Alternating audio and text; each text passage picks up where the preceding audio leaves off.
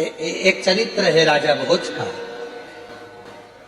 पृथ्वी के एक ऐसे राजा हुए, राजा भोज। एक माता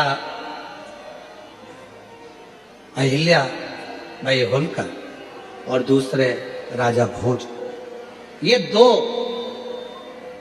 शंकर के ऐसे उपासक हुए जिन्होंने अपने जीवन में एक काम करा कि शंकर भगवान के मंदिरों का जीर्णोद्धार करवाना और शंकर भगवान के मंदिरों का निर्माण करवाना।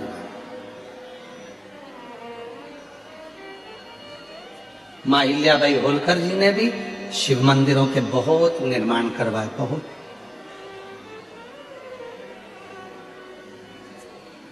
पर आज खुशी इस बात की है, एलईडी बंद पड़ी है, एलईडियां चालू करवाई है।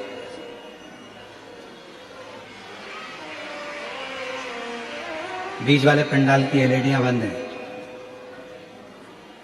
आज सबसे ज्यादा खुशी, सबसे ज्यादा प्रसन्नता इस बात की भी होती है कि मां अहिल्याबाई होलकर जी ने जिन मंदिरों का निर्माण करवाया, जिन मंदिरों को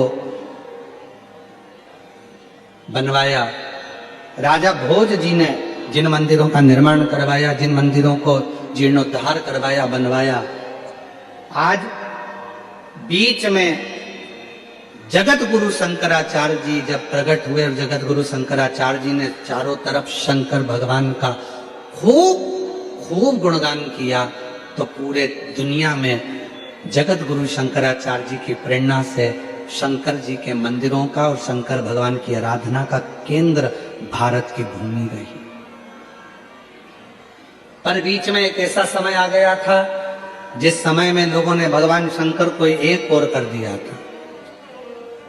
शिव मंदिर लोग नहीं जाते थे, शंकर जी की आराधना नहीं करते थे, शंकर मंदिर में पूजन नहीं करते, केवल सोमवार को चले जाते या प्रदोष को चले जाते या सावन महीने में चले जाते या शिवरात्रि पर चले जाते।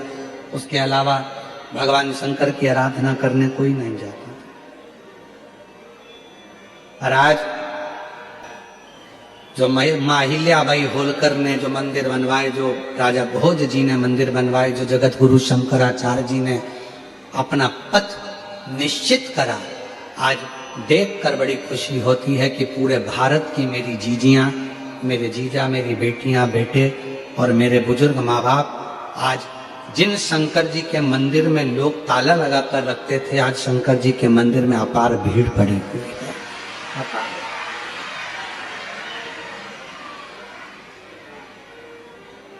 भीड़ पड़ी।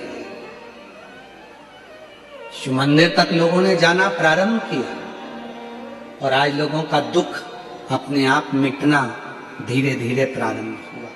क्यों? अगर मौका मिले तो गीता प्रेस गोरखपुर की शिव महापुराण लेकर आना और अपने घर में बैठकर पढ़ना। उसमें गीता प्रेस गोरखपुर की शिव महापुराण को पढ़कर देखना, तुमरुका जी भगवान शंकर के सम्मुख में, ईश्वर गोरा के सम्मुख में चंचुला देवी के पति को प्रेत योनि से मुक्त होने के लिए शिव महापुराण की कथा कहते हैं।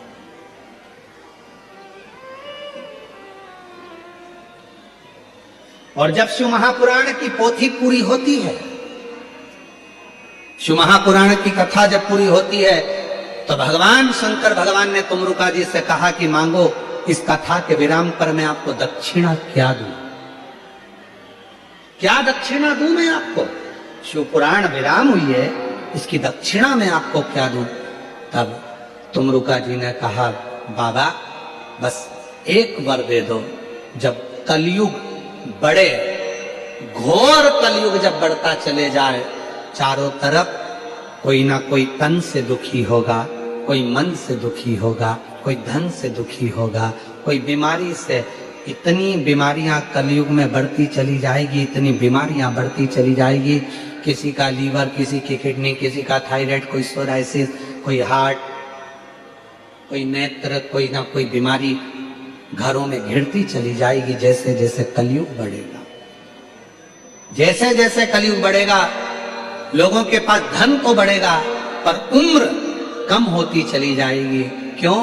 क्योंकि बीमारियां घिरती चली जाएगी। किसी को नहीं मालूम पड़ेगा कि जवान से जवान व्यक्ति भी अपने प्राणों को छोड़कर जाने लगेंगे।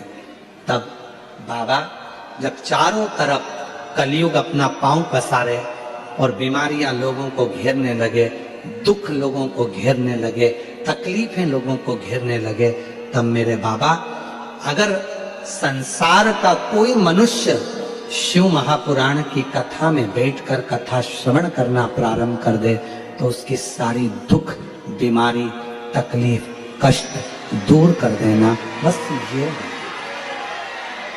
बस ये वर तुम रुका जी कर रहे हैं भगवान शंकर से कि मुझे केवल दक्षिणा में ये वर दे दीजिए, जो शिव महापुराण की कथा को जिस भाव से, जिस हृदय से श्रवण करता है बाबा, उसकी वो मनोकामना आप पूर्ण कर दें।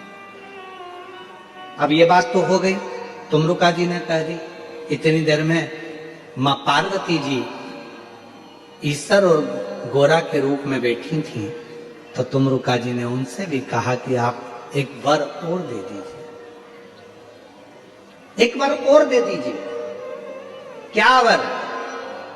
तुमरुका जी ने कहा ये वर दे दीजिए,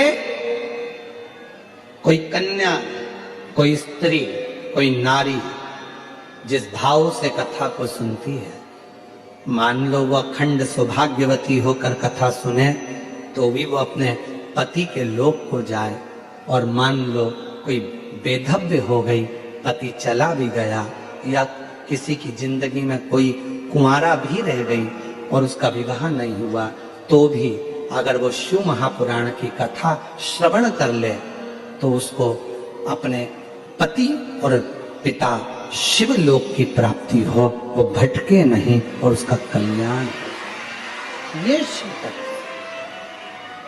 इसीलिए कलिकाल में शिव महापुराण की कथा की मूलता है।